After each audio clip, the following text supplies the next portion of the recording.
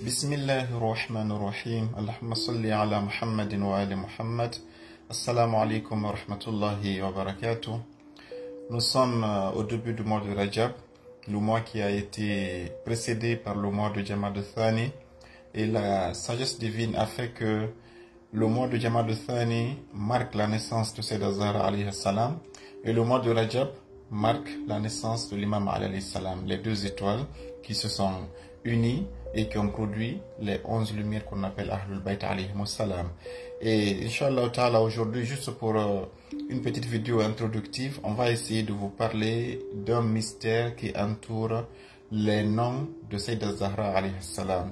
Chacun des noms qu'elle a eus révèle une miséricorde pour nous et pour toute l'humanité, en tout cas pour ceux qui veulent saisir l'occasion afin de profiter de cette miséricorde. Lorsqu'on a demandé à l'imam Sadiq alayhi salam, l'imam al-Hussein alayhi salam aussi a déjà précisé ça auparavant. Il a dit les Fatimata tis'atu asma'in. Ma mère Fatima a 9 noms. Fatima as-Siddiqa al-Mubaraka al-Tahira al-Zakiya al-Radiya al-Mardiya al-Muhaddatha wal-Zahra. Excusez-moi. Ce sont les 9 noms qu'elle a de façon officielle, mais il y a une quinzaine d'autres noms qui sont aussi là, comme Abiha, Nujaba, Al-Hawra, Al-Batul. Donc les noms sont très nombreux, mais les noms officiels sont au nombre de 9, et chacun de ces noms a une signification et une interprétation qui est vraiment bénéfique à toi le musulman et à toute l'humanité, et on verra ça avec déjà le premier nom qui est là. Pourquoi est-ce qu'elle s'appelle Fatima? Et là, on dit que le prophète a répondu لِأَنَّهَا فُتِمَتِ هِيَ وَشِيعَتَهَا مِنَ النَّارِ, que Dieu a nommé Fatima parce que elle-même ainsi que tous ses chiites sont complètement séparés de l'enfant. Fatima, c'est la séparation, c'est comme le fait de sévrer un enfant pour ne plus qu'il tête sa maman. Donc Fatima est séparée de l'enfer, tout comme les personnes qui vont l'aimer, tout comme les chiites qui vont la suivre. Quand on dit as-Siddiqa, as-Siddiqa veut dire la véridique. Le prophète avait l'habitude de dire à l'imam Ali, je t'ai donné comme épouse as-Siddiqatul Kubra, la véridique la plus élevée, la plus grande. Si Mariam, la mère de Jésus-Christ, était Siddiqa, le prophète a dit qu'elle Siddiqatu fi nisa et zamaniha. Elle était Siddiqa par rapport aux épouses, aux femmes de sa génération, mais ma fille Fatima, elle est Siddiqa pour toute l'humanité, depuis Adam jusqu'à la fin du monde, c'est elle la plus véridique. Et Aïcha, dans le livre Sunnite, a dit que je n'ai vu Fatima illa abiha. Je n'ai vu personne qui est aussi véridique que Fatima, si ce n'est son papa, le messager d'Allah sallallahu alayhi wa sallam. Si Aïcha elle-même reconnaît que Fatima est la plus véridique après le prophète Mohammed, ça montre donc qu'elle est as-Siddiqatul Kubra. Al-Mubaraka. Al-Mubaraka, c'est la femme qui est bénie. Et le prophète, on l'a demandé, il a dit, c'est parce que moi, je n'aurai pas de fils garçon. Et donc, la bénédiction qui sera dans ma descendance, qui vont être les califes de l'islam, cette bénédiction a été placée dans le ventre de ma fille Zahra. Comme elle est la mère des imams, elle est la mère des califes, elle est la mère de ceux qui seront les guides de ma communauté après moi. C'est ça, pour cette raison qu'on l'a appelée Al-Mubaraka. Et At-Tahira, elle est la pure.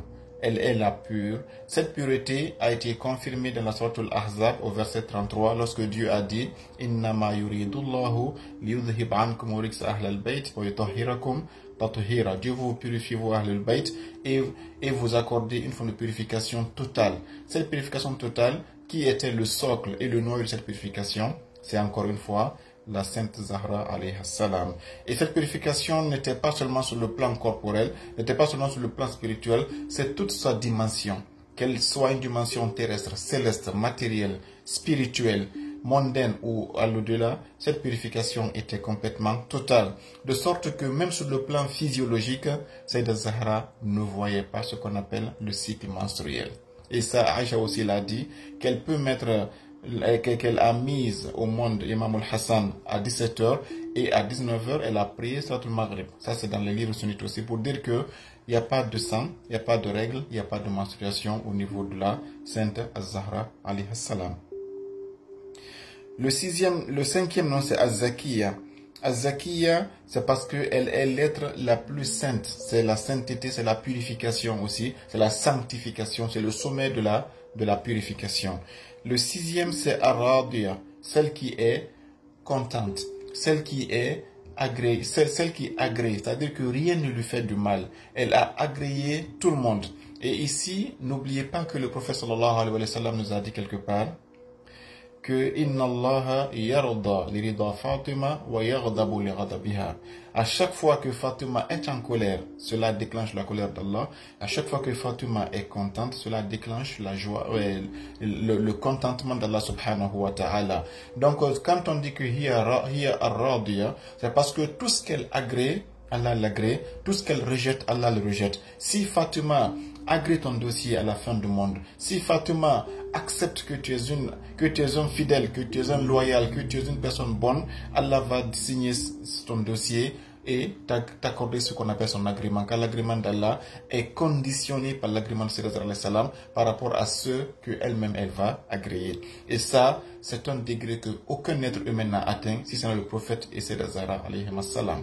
À chaque fois que Sayyidah Zahra regarde une personne, elle apprécie les actions d'une personne, cette personne va au paradis. Si elle déteste une personne ou elle déteste les actions d'une personne, cette personne va en enfer. Et ça, c'est un degré qui est un degré divin qui n'a été accordé qu'à Sayyidah Zahra alayhi salam. Al-Mardiya, le septième nom, c'est celle qui a été agréée par Allah subhanahu wa ta'ala. Allah te donnera au Muhammad un cadeau qui te rendra heureux. Allah dit ce cadeau-là, Inna a'ataynaka al-kawthar. Ce cadeau qui rend Muhammad radi, c'est Az-Zahra alayhi salam. C'est pour cette raison qu'on appelle hiya Al-Mardiya. Al-Muhaddatha, le huitième nom. C'est elle qui est celle qui dialogue avec les anges. Al-Muhaddatha, aujourd'hui quand on dit qu'une personne parle avec les anges, les gens vont dire mais oh, ça c'est quel, c'est al-Ghulat, ce sont les exagérations, c'est diviniser les imams. N'oubliez pas que dans le livre sunnite, Omar est un Muhaddas. Ils ne vous disent pas ça, mais on dit que Omar fait partie des gens qui parlent avec les anges, dans les fadaïs de Omar. Quand on dit pour Omar c'est pas grave, mais quand on dit Fatima, c'est un problème. L'imam Ali a été muhaddas, tous les 12 imams jusqu'au Mahdi sont des muhaddas, ils parlent avec les anges et ce n'est pas un problème. Sayyidah Maryam alayhi salam, la mère de Jésus-Christ, elle n'est pas prophète, mais les anges lui parlaient. La mère de Moussa, qui lui a dit de mettre Moussa dans le petit, voilà, dans cette petite caisse et mettre le bébé dans l'eau? C'est Allah. Elle était muhaddath. C'est pas un problème. Qui a parlé à Zulqarnain dans la sourate Al-Kahf, ya Zulqarnain? C'était Allah. Zulqarnain n'est ni prophète ni wali, mais il a été muhaddath. Donc ce n'est pas quelque chose qui est dangereux pour dire que ça dépasse les limites de l'entendement.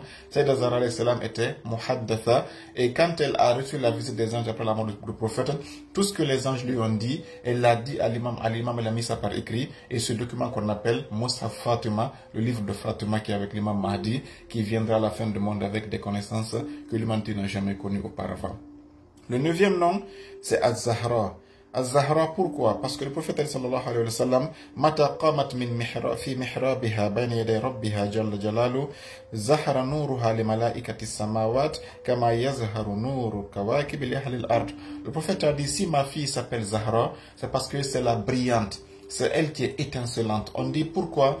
Le prophète dit, chaque fois que Zahra s'arrête pour prier, elle dégage une telle lumière, qu'elle la rend tellement lumineuse que les anges du ciel voient la lumière de Zahra sur terre, comme les habitants de la terre voient les étoiles du ciel. Ça c'est un parabole et une interrelation qui est vraiment divine. Le prophète nous a expliqué que Zahra alayhi salam, quand elle se met à adorer Dieu, la spiritualité qu'elle a la rend tellement brillante, tellement lumineuse, que même les anges voient sa lumière du ciel. Comme toi, quand tu lèves les yeux, tu vois une étoile au niveau du ciel. Et donc voilà la Sainte Zahra alayhi salam, une personne que le prophète avait dit que c'est elle qui est Al-Hawra al-Insiya. C'est un être céleste qui a pris une forme humaine pour venir nous sauver. Car dès que tu l'aimes, tu es déjà protégé de l'enfer et elle est la reine des femmes du paradis. Malgré tout ça aujourd'hui, rappelez-vous, dites-moi depuis quelle est la dernière fois que vous avez entendu un imam dans les sermons de vendredi ou bien dans le tafsir du Coran parler de cette dame-là. On peut parler de tout le monde, sauf de celle-ci. Ça peut faire un an que personne ne parle de son nom, ni les hadiths qu'elle a laissés, ni son comportement, ni son héritage. Une injustice, le fait d'avoir planifié, le fait d'effacer cette femme-là de l'héritage islamique a été un complot qui a été mis en place et qu'on va vous démonter à travers les vidéos à venir, Inch'Allah Ta'ala. Arrivé là, j'ai dit, Assalamu ala Fatima. وأبيها وبعليها وبنيها وسير المستضيفيها ورحمة الله وبركاته.